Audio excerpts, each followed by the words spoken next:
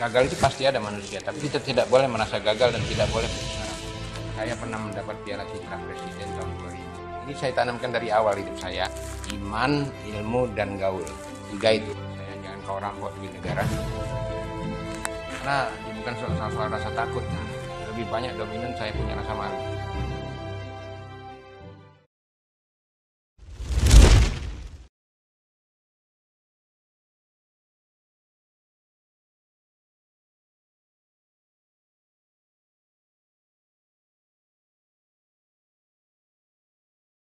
Jadi saya lahir dan besar di Palembang. Memang ini kota kelahiran saya. Saya semuanya 7 bersaudara, 5 laki-laki, saya nomor 5. Dan saya dibesarkan di lingkungan militer. Karena bapak dan ibu saya kebetulan dua-duanya militer, TNI Angkatan Darat. Kebetulan kakek saya juga pejuang di Palembang dan seorang bupati dia. Dan nenek saya juga dana di sini. Jadi yang melekat di badan saya disiplin dan karakter Palembang.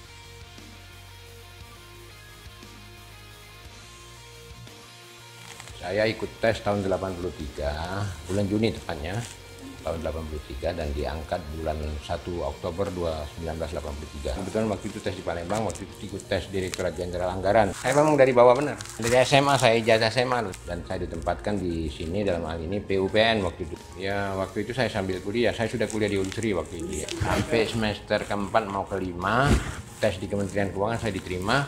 Perhitungan saya waktu itu ya bekerja dulu aja sambil kuliah. Dan diterima kerja, saya pindah kuliah waktu itu ke Akademi Akuntansi, ngambil D3 dulu, selesai nyambung lagi ke S1, sore ya malam, sore sampai jam 8 jam 9 malam.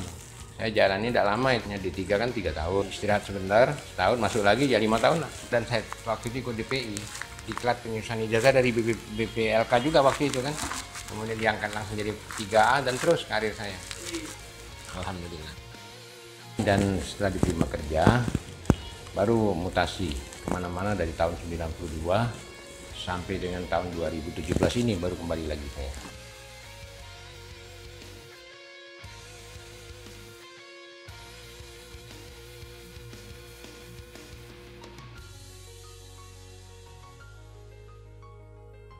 Jadi kurang lebih 25 tahun, jadi kurang lebih sudah 34 tahun masa kerja saya.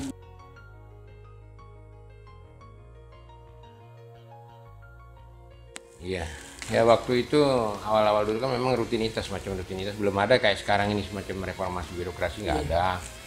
Di mana-mana juga belum ada rencana kerja dan jiku perorangan, tidak ada organisasi juga ikunya.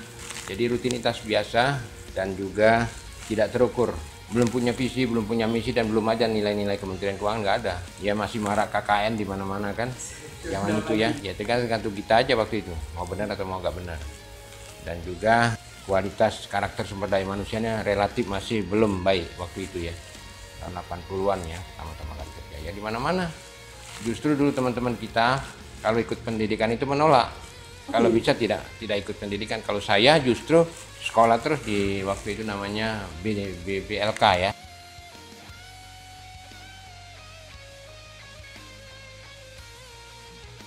Ini saya tanamkan dari awal hidup saya, dari SMA malah. Iman, ilmu, dan gaul. 3 itu, iman, ilmu, dan gaul. Dan itu memang diterapkan orang tua saya dari kecil. Karena rumah saya di lingkungan Masjid Agung itu, dari kecil saya besar di situ. Di Masjid Agung Palembang yang paling besar kan di situ saya. Kira-kira rumah saya itu waktu itu cuma 100 meter dari Masjid Agung. Jadi memang saya tidur di situ, main di situ, kalau sholat ya di situ. Karena iman ini penting untuk mengerem diri kita kan siapapun. Jadi apapun pendidikan kita, siapapun guru kita, kalau dari diri kita sendiri tidak baik ya sudah tidak mungkin. Percuma dari luar kan orang tua juga sering menasihati, guru menasihati. Kalau kita sudah tidak aktif ya tidak bisa. Sama dengan orang yang kecanduan narkoba, mau ditangkap, mau diapa, tapi kalau diri dia sendiri tidak merubah diri tidak bisa. Jadi balik pada diri kita. Lingkungan itu hanya beberapa persen. Tapi orang yang punya iman, tidak punya ilmu, juga dia akan menjadi orang yang statis.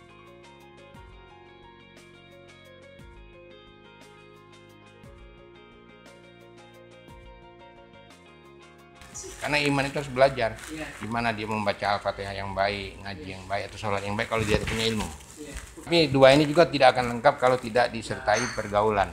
Dalam Islamnya itu silaturahim, kan relationship dalam istilah manajemennya relationship. Kita lihat pengusaha-pengusaha Cina tuh, dia jaringannya luas sekali, itu dulu yang mereka bangun, bukan bangun toko dulu dia, enggak, jaringannya dulu dia buka.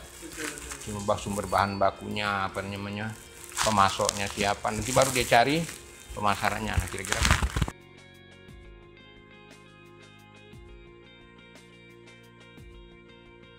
Ya memang waktu itu marah benar ya di Kementerian Keuangan sendiri banyak. Dan tapi yang penting bagi saya waktu itu saya yang berbuat. Dan saya ingat benar pesan dari kakek nenek saya, jangan kau rampok duit negara. Yang paling penting itu dicatatkan di saya. Jadi itu tanam di benak saya. Karena bukan soal rasa takut kan. Lebih banyak dominan saya punya rasa malu.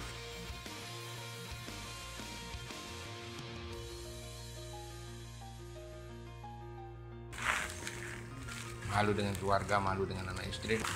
Coba lihat di sana, buruh, tukang beca, dan lain-lain. Gajinya berapa dan mereka bayar pajak loh. Dan sebagian pajak itu untuk gaji kita. Nah itu yang kita harus tanamkan dan punya rasa malu ya. Itu yang membuat rem kita tadi, iman, ilmu, dan gaul.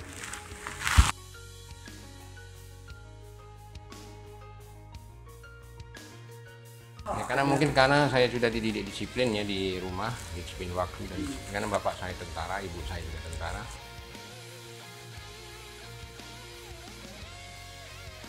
Jadi kita mulai dari disiplin. Kalau sudah disiplin hidup itu yang lain mudah. Nilai-nilai Kementerian Keuangan, value-nya kan yang pertama dari integritas. Integritas itu sebenarnya disiplin diri. Hati, otak, mulut, kelakuan harus sama, integritas.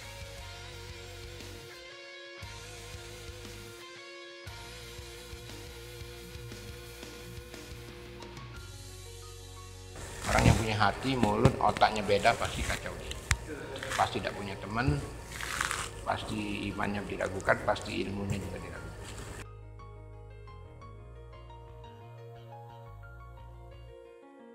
Saya pernah mendapat Piala Citra Presiden tahun 2002 atau 2003 lupa saya. Itu dia menjadi kepala kantor Bandar Lampung dan saya sudah mereform, belum ada reformasi birokrasi waktu itu. Dan saya sendiri sudah mereform diri kami waktu itu. Dengan one day service waktu itu saya masih ingat benar, program saya waktu itu pelayanan 1 hari.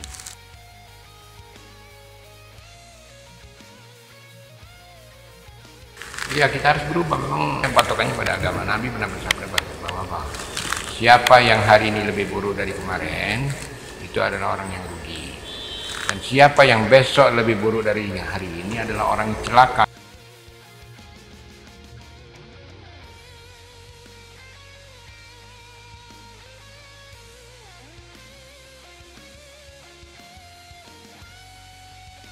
Nah, itu bisa kita garis bawah, jadi kita harus berubah.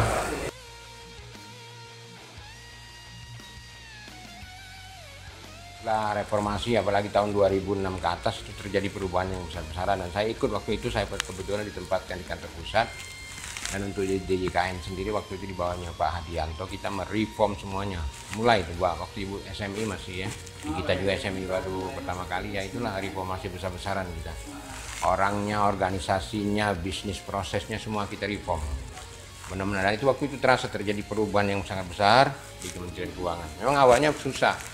Saya kasih contoh ya, untuk absensi aja waktu itu fingerprint kan, banyak yang menolak, banyak malah alat-alat itu dipecahin, dirusak. Orang-orang kan kalau di Jakarta kan biasanya kalau tidak ada absen ya sudah, berangkat dari jam 6 bisa jam 9 nyampe kan kalau di Jakarta. Saya waktu itu posisi di Jakarta, sehingga saya waktu itu tidak mau tidur di rumah saudara atau saya kos dekat kantor. Jam 7 saya sudah di kantor karena memang absennya di situ. Tapi ternyata 2-3 bulan berhasil, bisa sampai sekarang ya alhamdulillah kita menjadi contoh bagi kementerian lembaga lain dan kita merupakan pilot project dan diakui kita bangga.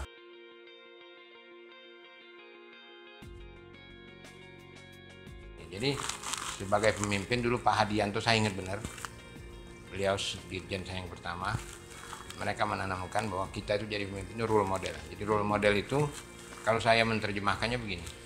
Role model itu bukan memberi ya. Banyak kalau kita memberi contoh mudah, nyuruh aja kamu begini kamu tidak, tapi kalau saya lebih cenderung kepada menjadi contoh. Kata-katanya bukan memberi tapi menjadi. Kalau menjadi kan harus melakukan kita.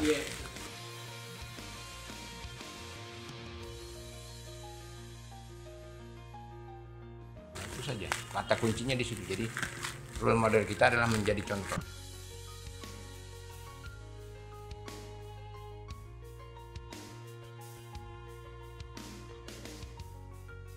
Cita-cita saya semua bertahap. Jadi begini, dalam hidup saya itu saya tidak tahu mulu-mulu. Kalau pepatah bahasa Indonesia itu gantungkanlah cita-citamu setinggi langit. Kalau saya enggak, gantungkan cita-citamu setinggi pintu.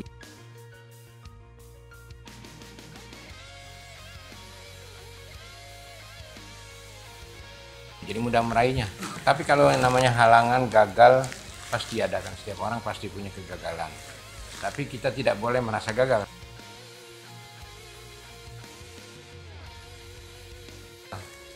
Itu kata kuncinya, kita tidak boleh merasa gagal. Karena kalau kita merasa gagal, kita jadi frustrasi kan, kita jadi mati motivasi, tidak punya gairah kan.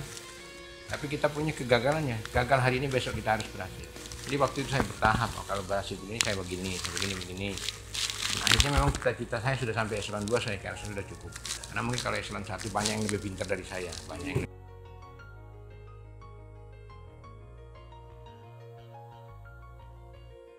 ya, sampai sekarang pun saya masih baca memang kerjaan saya. Kalau daripada menganggur, baca itu macam-macam. Sedikit belajar, sedikit yang lupa kan. Banyak belajar, makin banyak yang lupa. Tidak belajar, tidak ada yang lupa. Jadi suruh kita milih sendiri.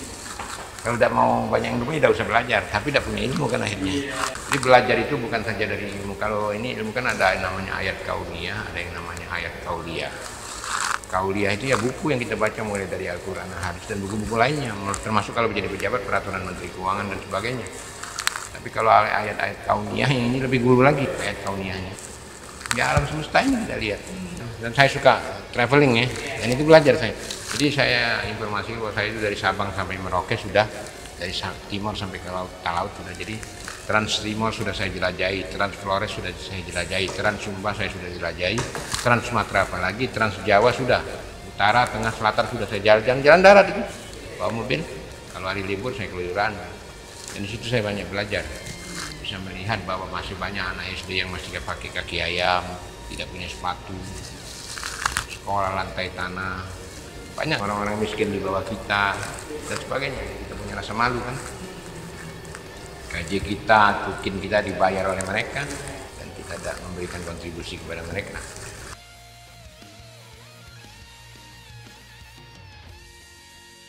Saya nyambung lagi ke S2, waktu itu posisi saya di Lampung. Dan saya juga pernah ikut ke program Kementerian Keuangan yang ke luar negeri kan. Pernah ikut tes, tapi pertimbangan saya waktu itu karena saya sudah berkeluarga, sudah punya anak, ya sudahlah kerjakan. Anak saya sudah 4 waktu itu, sudah jadi kepala kantor kan. Anak-anak saya bareng kuliah waktu itu. Anak saya dua-duanya di Unpad, saya mau kuliah lagi kan. Nah itu kan berat secara ekonomi dan waktu juga berat kan. Tapi tidak apa-apalah saya ambil. Akhirnya seiringan dengan anak saya wisuda S2, dia wisuda S1.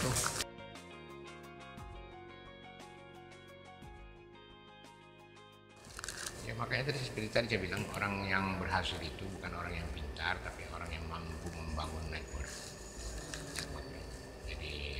Pertemanan, silaturahim di mana-mana, bukan di lingkungan kita saja, bukan di eselon 1 kita saja, tapi nyebrang.